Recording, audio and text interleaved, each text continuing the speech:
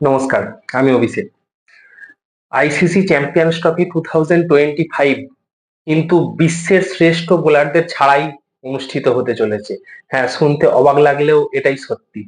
কারণ এই মুহূর্তে বিশ্বের শ্রেষ্ঠ বোলার বলতে আপনাদের মাথায় প্রথমেই আসবে জসপ্রীত বুমরাহর নাম, তার সাথে আসবে Mitchell Starc, Pat Cummins, Hazlewood, Gerald Coetzee, তার সাথে আপনার থাকবে অ্যান্ড্রিক নোর্টজে। এই সমস্ত বোলারদের নামগুলো আপনাদের মাথায় আসবে। প্রত্যেকটা যে কটা নাম বললাম একজনও কিন্তু চ্যাম্পিয়ন্স ট্রফিতে খেলছে না। তা এটা ভারতীয় ক্রিকেটের জন্য একটা অত্যন্ত বড় ধাক্কা যে জসপ্রীত বুমরাহ থাকছে না, কারণ বুমরাহ ওয়ান ম্যান আর্মি।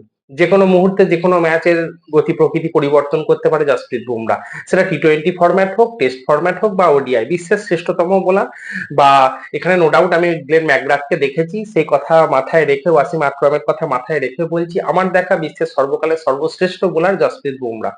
তিনি আমাদের মধ্যে উপস্থিত থাকছেন না তার ব্যাটিং ইনজুরির জন্য। তা এটা ভারতীয় ক্রিকেটের জন্য বিরাট ধাক্কা। তার সাথে অস্ট্রেলিয়া ক্রিকেটের জন্য কিন্তু বিরাট ধাক্কা হতে চলেছে। তার কারণ অস্ট্রেলিয়া ক্রিকেটের স্টার্ক, কামিন্স, হ্যাজেলউড, যে তিনটে নাম অস্ট্রেলিয়া ক্রিকেট বললেই মানে সবার প্রথমে আপনার মাথায় স্ট্রাইক করবে সেই তিনজন, কিন্তু তিনজনের মধ্যে একজনও উপস্থিত থাকছে না। তা আমরা কিছুটা অন্তত ক্রিকেট প্রেমীরা বলতে পারি, ভারতীয় ফ্যান হিসাবে অবশ্যই তো, এবং বিশ্ব ক্রিকেট ফ্যান হিসাবে বলবো কিছুটা হতাশ। কারণ এই ধরনের এর থেকে অনেক বেশি উপভোগ্য আমরা সিরিজ দেখতে চেয়েছিলাম। তা যাই হোক, তা আপনার জসপ্রীত বুমরাহর বদলি হিসাবে দলে এসেছে হর্ষিত রানা।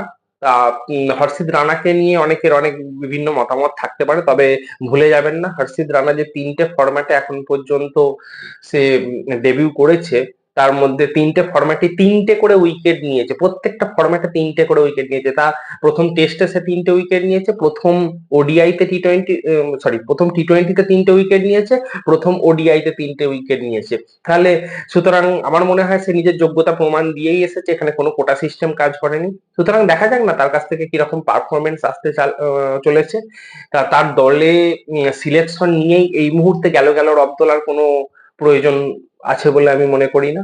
যাই হোক, অবশ্যই ভারতীয় ক্রিকেট অনেক সাফল্য কামনা করব আইসিসি চ্যাম্পিয়ন্স ট্রফি 2025-এ, এবং তার সাথে অবশ্যই উপভোগ্য ম্যাচ দেখার অপেক্ষায় রইলাম। চাক দে ইন্ডিয়া।